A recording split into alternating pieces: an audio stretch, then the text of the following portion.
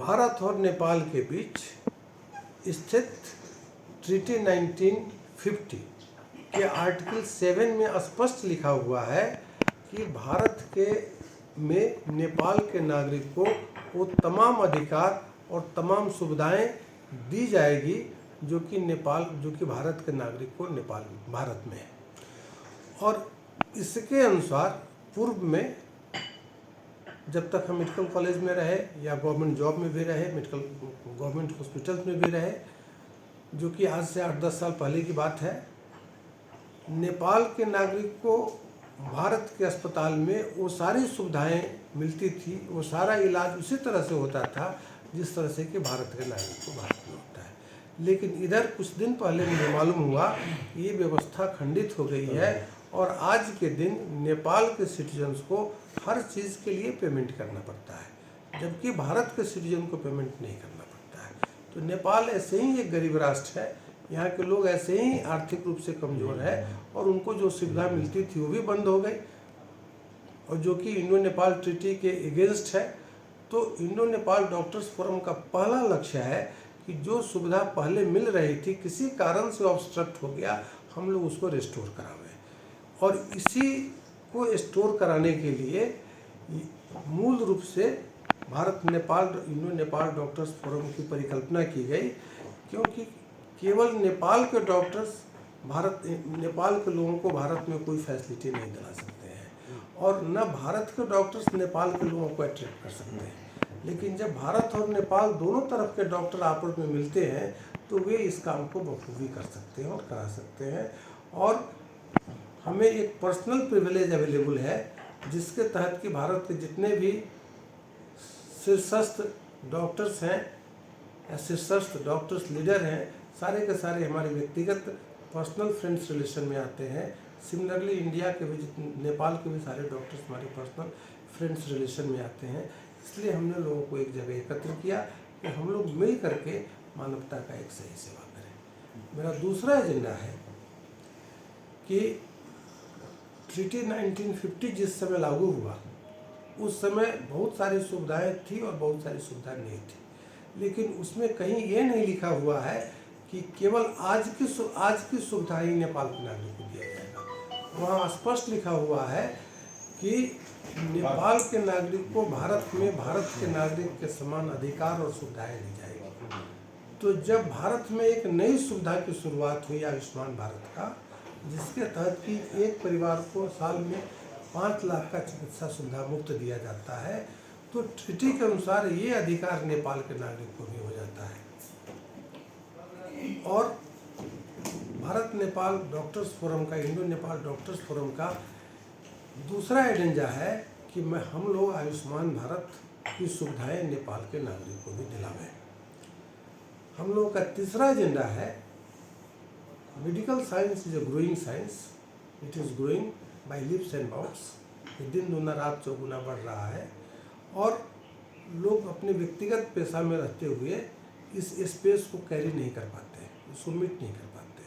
तो दोनों तरफ के इंटेलेक्चुअल्स जब आपस में बार बार मिलते रहेंगे तो टेक्निकल कोलैबोरेशंस होगा, टेक्निकल डेवलपमेंट होगा।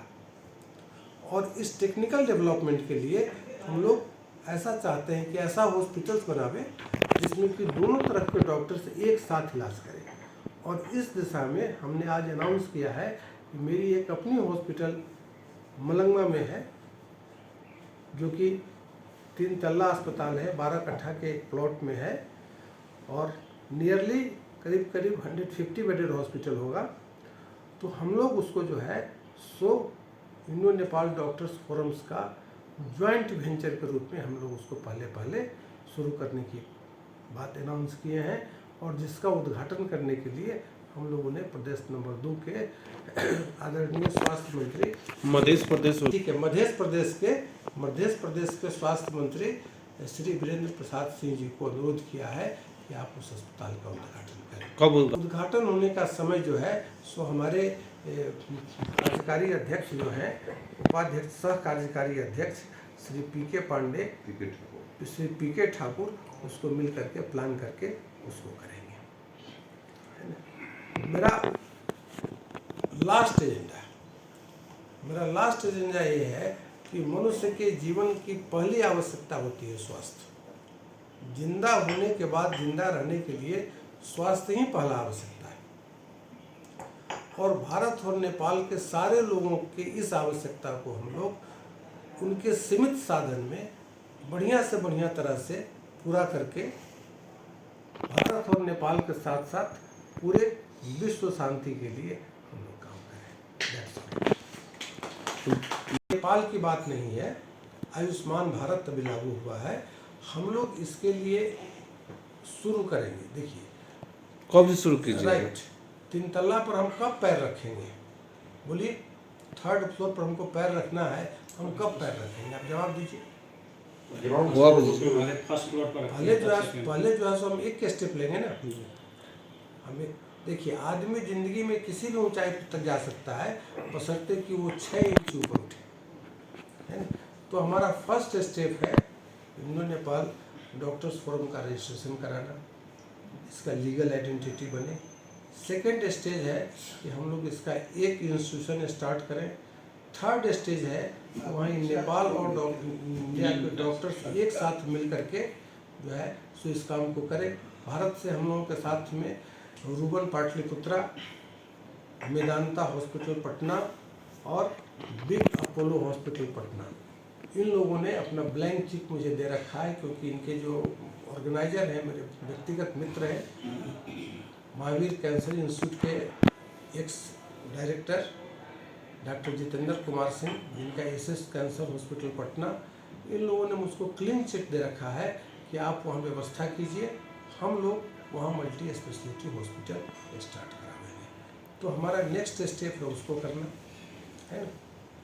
और इस क्रम में हम लोग यहाँ से एक अपना प्रपोजल बना करके और मेरे बड़े भाई आदरणीय सुरेश शर्मा जी यहाँ हैं, है ना, ये सब लेकर के हम लोग सुरेश शर्मा कि हम लोग संपूर्ण निष्ठा से इस काम को करेंगे और ये अपने लक्ष्य तक निश्चित